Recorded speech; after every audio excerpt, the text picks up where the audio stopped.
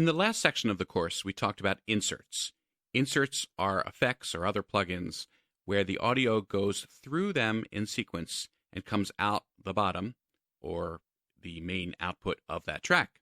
So, for example, my trumpet audio goes through the compressor, 100% of the audio goes through it, and then it comes out when it's all done to the brass bus, which is the output of that track. Now, there are times where I don't want to process 100% of the audio. For example, a reverb. In the case of the reverb, I want to send a portion of my sound to the reverb to give the sound space, but I still want to hear the dry or unaffected signal. And for that, what we need to do is use a send. So let me show my sends. You'll notice that I have 10 sends, just like I have 10 inserts. They're grouped in fives. And because I don't have a lot of screen real estate, my mixer has gotten a little long, but I want to show everything for right now, and then we'll hide the sends later or the inserts later. So there are two ways of adding a send.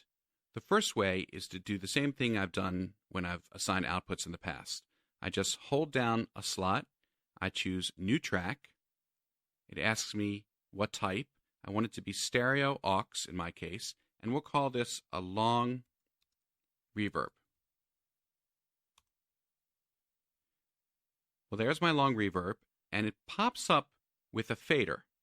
I can make that fader disappear, or I can make it reappear just by clicking on the send.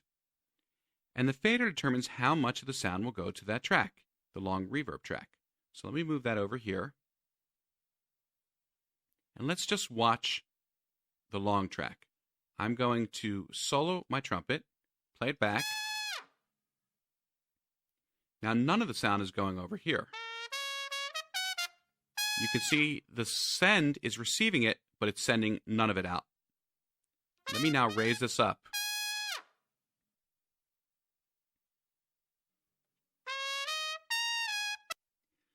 So I'm now sending close to 100% of my audio signal to this other track.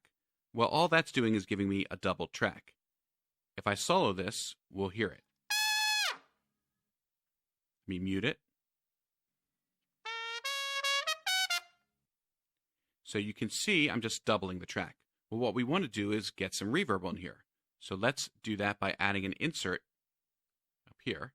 And we'll just pick a nice reverb from Pro Tools, the Air Reverb. And this is a reverb that comes with most versions of Pro Tools. I'll pull up a preset. Let's make this a scoring stage. And of course I can change all the parameters, but let's leave it alone for right now. And let's listen to how this reverb affects the sound. I'll start by sending none of it. And let me find a portion of my audio where I'm getting a little more trumpet. How about right there?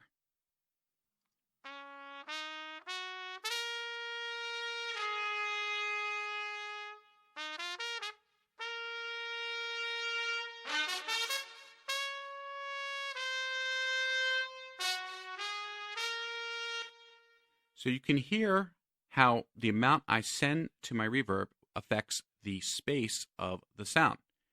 That's pretty cool. That's what we want. I could add sends on all of these brass tracks to create reverb on each of them, or I can add just to my main brass bus. Now, sends don't take up any real space in your system. They don't take up a lot of memory. So why would I want to put them on each one of the tracks, even if it doesn't take up a lot of memory? Well, the reason is I may want to send different amounts of reverb based on the instrument. So my trombones maybe don't have a lot of reverb, but my trumpets do. I can imagine where they're all positioned in space and change the reverb accordingly. So let me just option drag these to create copies on each one of the tracks. And it would be pretty nice to see the faders all at once rather than have to pull up a fader for each one individually. Well, luckily I can do that.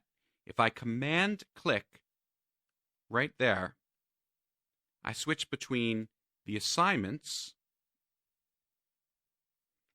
and the individual sends. Now I can see the fader, a mute button, and a panner for each individual send. So let's listen to all of these.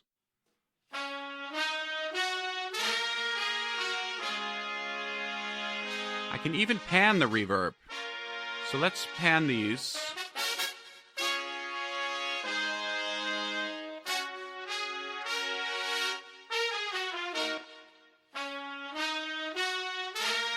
Let me turn off the reverb by muting it.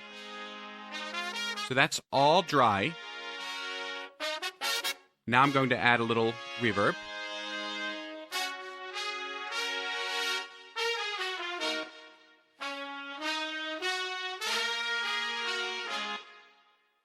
So that's a quick example of how we use sends and returns. I'm sending a little bit of each of my brass tracks to the reverb, and that's being returned to my main stereo outputs.